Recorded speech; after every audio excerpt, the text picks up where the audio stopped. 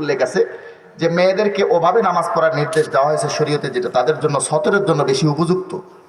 তো ইজমায়ে উম্মতের দ্বারা, ইজমায়ে উম্মত শরীয়তের দলিল। শরীয়তের দলিল কয়টা? চারটা: কোরআন, সুন্নাহ, ইজমা, কিয়াস। ইজমায়ে উম্মতের দ্বারা প্রমাণিত নারীরা বুকের উপরে হাত বাঁধবে। এই জন্য নারীদের মাসলা নিয়ে কোনো গন্ডগোল নাই। ইসলামের শুরু থেকে নিয়ে আজ পর্যন্ত কোনো দ্বিমত নাই যে নারীরা বুকের উপরে হাত বাঁধবে। পুরুষদের হাত বাঁধার স্থান নিয়ে নামাজের সমস্যা। আমাদের কেউ কেউ বলেন পুরুষরা হাতটা বাঁধবে বুকের উপর, না বাঁধলে তার নামাজ হবে না। আবার আমরা নাবের নিচে, বুকের উপরে হাত বাঁধা, নাবের নিচে হাত বাঁধা, এই দুইটা মাসলাই আমি দলিল সহ আপনাদের সামনে তুলে ধরছি। আপনারাই বিবেচনা করবেন কাদের নামাজটা আসলে বেশি বিশুদ্ধ হচ্ছে। আপনারাই বিবেচনা করবেন। প্রথমে আসুন, আমরা যে হাত বাঁধি আমাদেরটা আমরা প্রমাণ দিয়ে ফেলি। হাত কিভাবে বাঁধি? আমরা তিনটা কাজ আমরা করি। এক হাত আর এক হাতের উপরে রাখি। হাত কি করি? হাতের উপরে রাখি।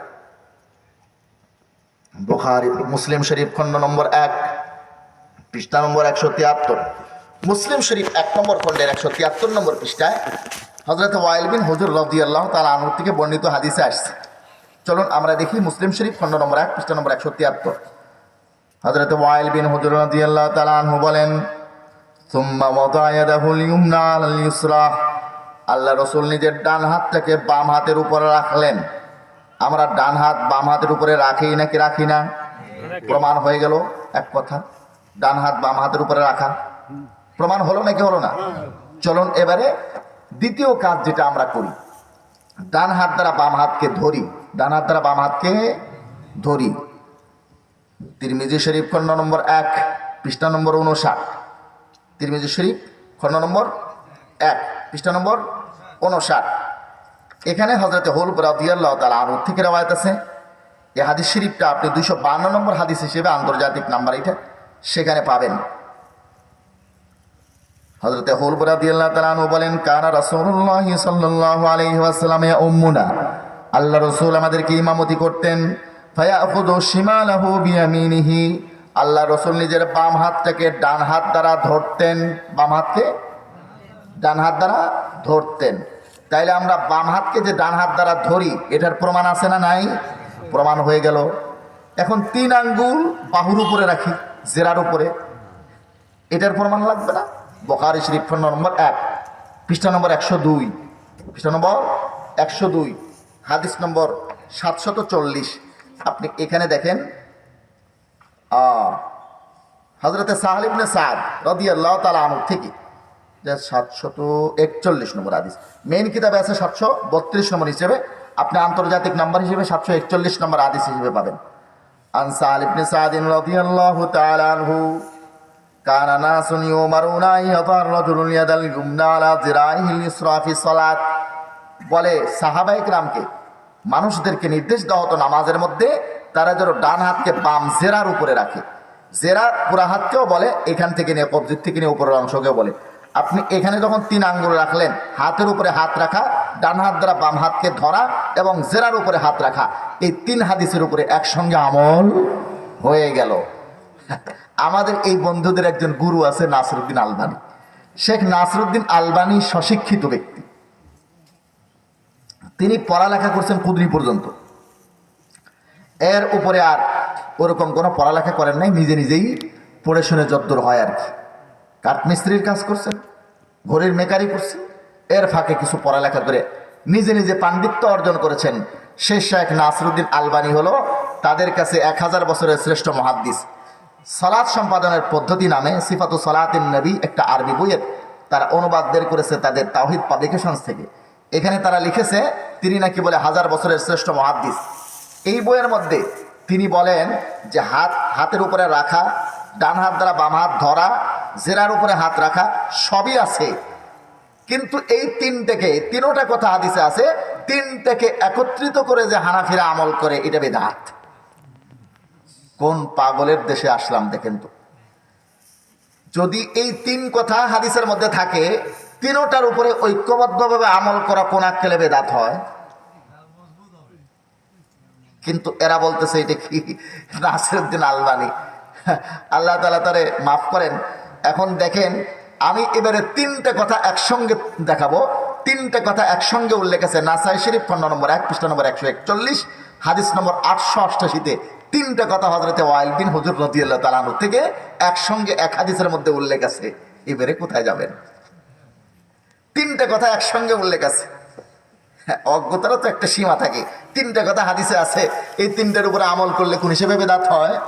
এখানে দেখুন, আমাদের আমলটাকে আমরা এরকম পরিষ্কার হবে অংশ অংশ করে দেখাচ্ছি, তারপরে রাখার স্থান দেখাবো। ওনাদেরকে একটু বলিয়েন বুকের উপরে হাত বাঁধার, এরকম বাঁধার নিয়মটা কি একটু বলার জন্য, বাঁধার স্থানটা কি একটু, প্রত্যেকটা কথা হাদিস থেকে প্রমাণ দেওয়ার জন্য। দেখবেন কি অবস্থা হয়। এটা হচ্ছে নাসাই শরীফের 1 নম্বর খণ্ডের 141 নম্বর পৃষ্ঠা 888 নম্বর হাদিস।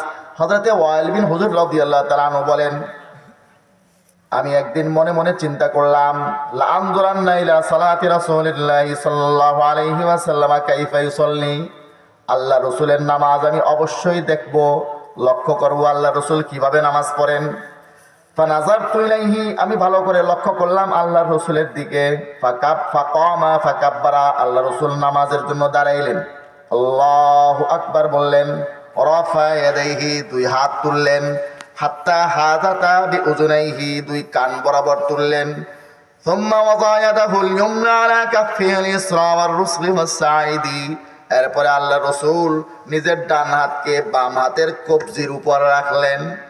ডান হাতকে বাম হাতের কবজি, ওয়ার রুসগি, বাম হাতের তালুর পিঠ, বাম হাতের কাফুর মানে তালু, তো আলা কাফিল ইসরা মানে বাম হাতের তালুর পিঠের উপরে, বাম হাতের তালুর পিঠের উপরে রাখলেন। ওয়ার রুজ মানে কবজি, রুজগুন মানে কি কবজি, কবজির উপরে। ওয়াসাইদি, এবং বাহুর উপরে।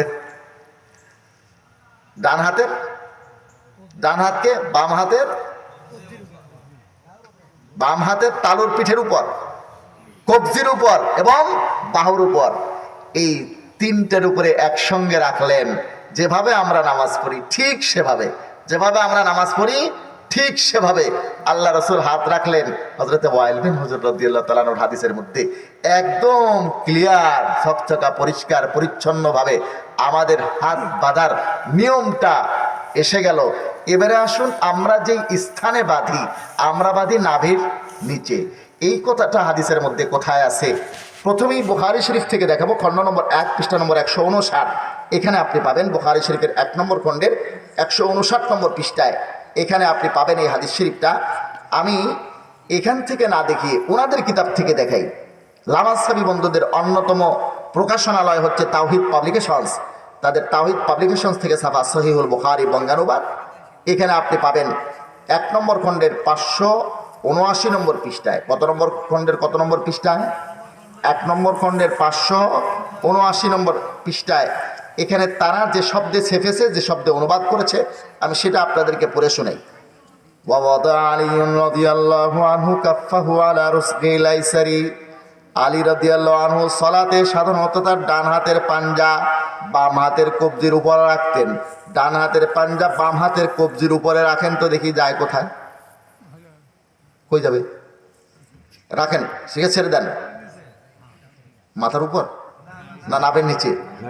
হযরত আলী রাদিয়াল্লাহু তাআলা আনহুর এই হাদিস থেকে, বুখারী শরীফের এই হাদিস থেকে প্রমাণ হয় হাত বাঁধার স্থান নাভির নিচে। পদ্ধতি এবং স্থান দুইটি হযরত আলী রাদিয়াল্লাহু তাআলা আনহুর বুখারী শরীফের এই হাদিস থেকে প্রমাণ হচ্ছে।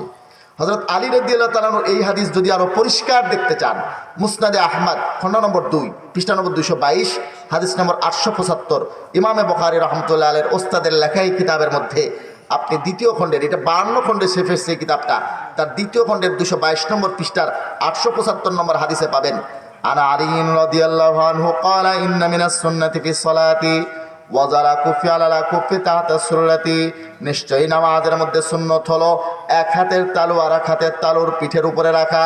তাহতা সুররাতি, তাহতা মানে নিচে, সুররা মানে নাভি, তাহতা সুররাতি মানে নাভির নিচে। কোন জায়গায়? তাহলে নাভির নিচে হাত বাঁধার এই হাদিসটাকে তাদের দাদা ইবনুল কাইয়িম রাহমাতুল্লাহি আলাইহি তিনি এটাকে সহি বলে গেছেন। চলুন দেখি আমরা আরো একটা হাদিসের কিতাব দেখব, ইমাম বুখারী রাহমাতুল্লাহি আলাইহির ওস্তাদ